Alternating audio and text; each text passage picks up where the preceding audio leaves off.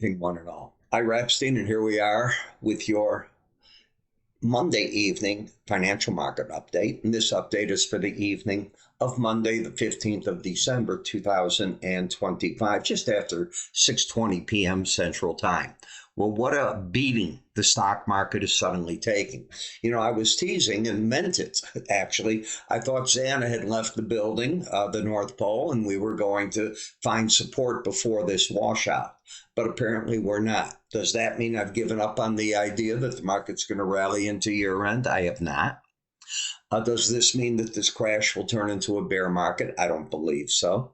But it does mean that people like me that got bullish did get knocked out of some of the markets. Now, for my subscribers, I hate when we're wrong, but we also made some money nicely in the Russell 2000, and we gave some back in the S&P. Knock on wood, it wasn't a fortune. It was very, very small that we gave back, I hope, for your sake. In the gold market, you can see how the market is just sitting. But, you know, silver's getting now used to $1 to $4 ranges on a daily basis. It's too volatile. It's that simple. In the energy markets, we keep breaking down in part because there's positive talks right now going on between Ukraine, the United States, and Russia. Now, I'm not saying Europe's not involved. They are very involved. And what is going on is trying to find a way without Ukraine becoming a NATO member to guarantee Ukraine's safety and to get Russia to stop attacking and to accept something. What that something is, none of us know. Ukraine has said they're not going to give up land that Russia hasn't captured. That I think they've made that point very clear. Russia has said that Ukraine can join the European Union. You know, I hate the fact that Russia dictates the terms, but in a war, that's what your adversary is saying.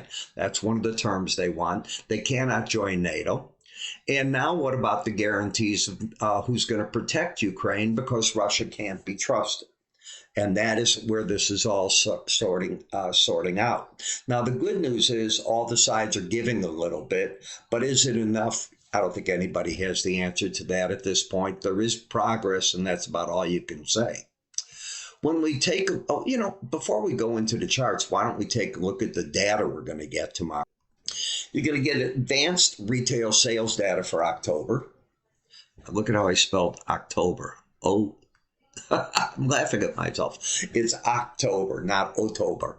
Will be released Thursday morning at 7:30. The November nonfarm payroll data will come out at 7:30. Redbook retail sales will come out at 7:55. S&P Global Group going to release their U.S. preliminary December manufacturing and service sector PMIs. The U.S. September business inventory data will come out at 9, and the API numbers for the petroleum products will come out at 3:30.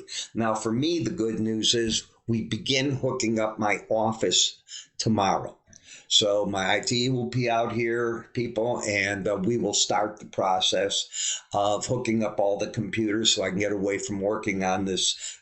I'm telling you, it's just my portable computer, the screen. I miss things like that. And I don't have the spell checks and all that I should have in there. So it's not helping me in any manner. Now on to the charts. In the S&P, while we're getting a correction, nothing looks bearish on this chart. You're not underneath the 6,700 level. That's from here another 100 points. I'm not saying it can't go there, but I don't expect that it's going to break down a lot. The market, if we take a look at it, you can still make an argument that you're making a shoulder, another shoulder.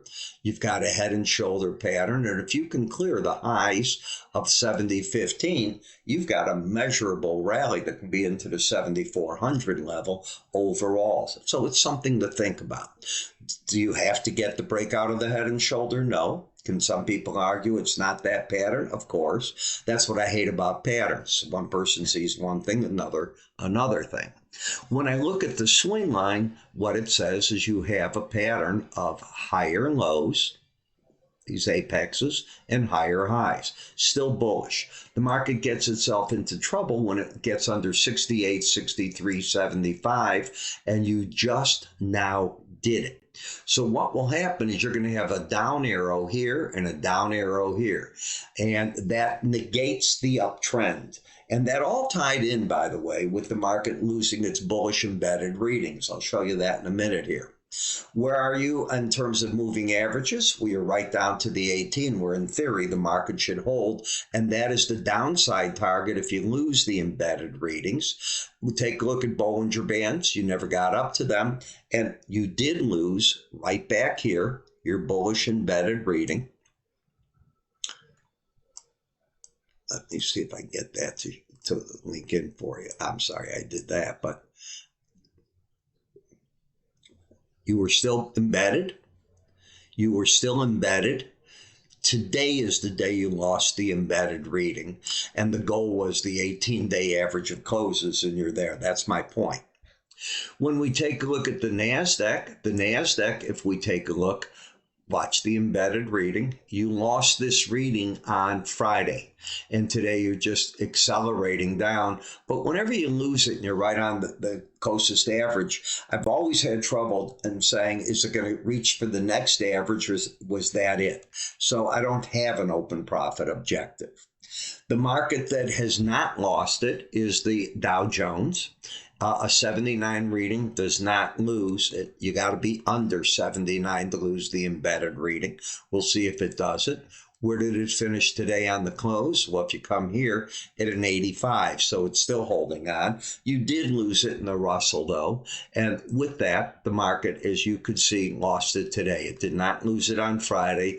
It lost it today, and you go like that. The objective on the downside could be the 25-15 area now in that market.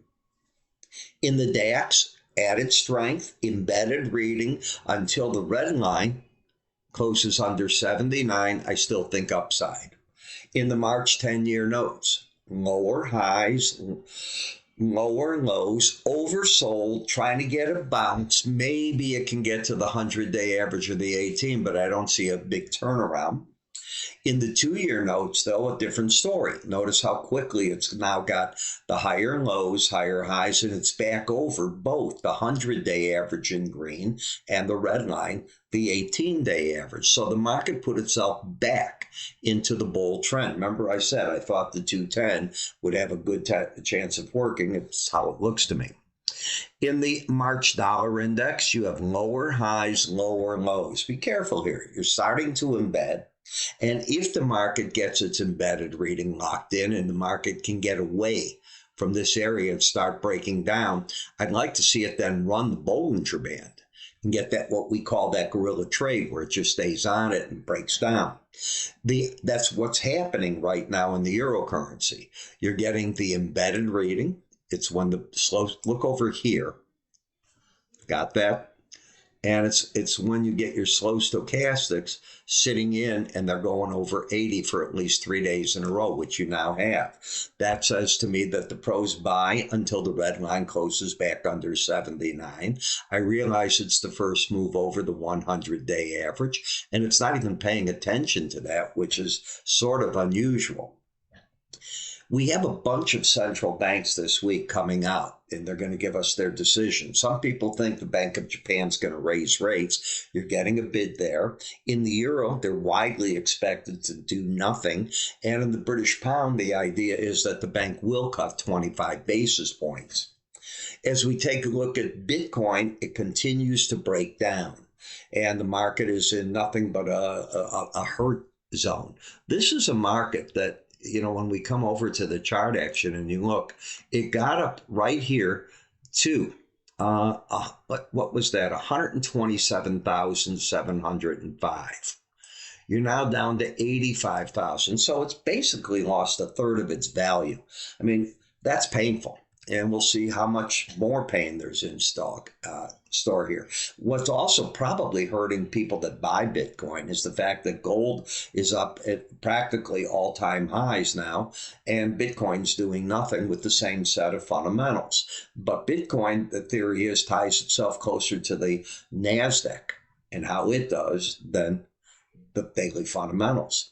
In the energy markets, obviously, if Ukraine and Russia can make talks go further. The further on it goes, the more pressure you put on crude, because that crude oil that's breaking sanctions, and the U.S. trying to stop Russia from selling with Europe and so on. And Europe put on even more sanctions today on Russian oil.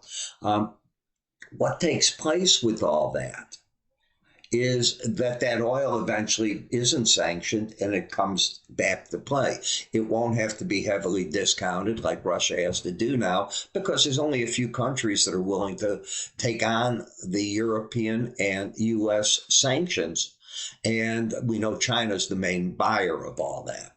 When we look at WTI crude, same thing, oversold, down, but obviously a new break low for recent times. Heating oil, the same. And I mean, it has been cold, but suddenly we're going to get a break in the cold. I can't believe it. Christmas is looking like it's going to be in the Midwest in the 40s for a change. And we were just below zero. Did you see the Bears game? Gives you an idea how cold it can get. I had my car, I have a seal on the tire at the rim because it was outside in Indiana, or in what they call the snow belt, broke away from it, and it wasn't the flat. They had to grind down an area of the actual wheel, not the tire, and they claimed that was my issue. It's extreme cold. Wow. So that's pretty much where we're at in all these markets at this point in time.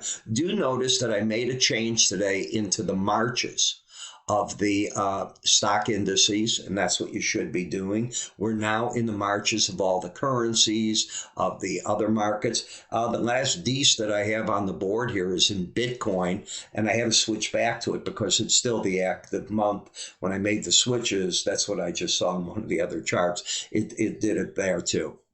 Won't matter. I've got it locked up. So correction time, yes. Do I think it'll last? No. It's just been an interesting time. This is almost what I consider the last full week of trading, because we start going into the Christmas period and then the New Year's period. So keep that also in the back of your mind. Good time to sign up for my research up here, or click over here. You can get over to our website and see everything that we offer. I'm Ira Epstein. Hope you watch the other videos, and I will see you in them and or in the morning flash update or my research. You take care.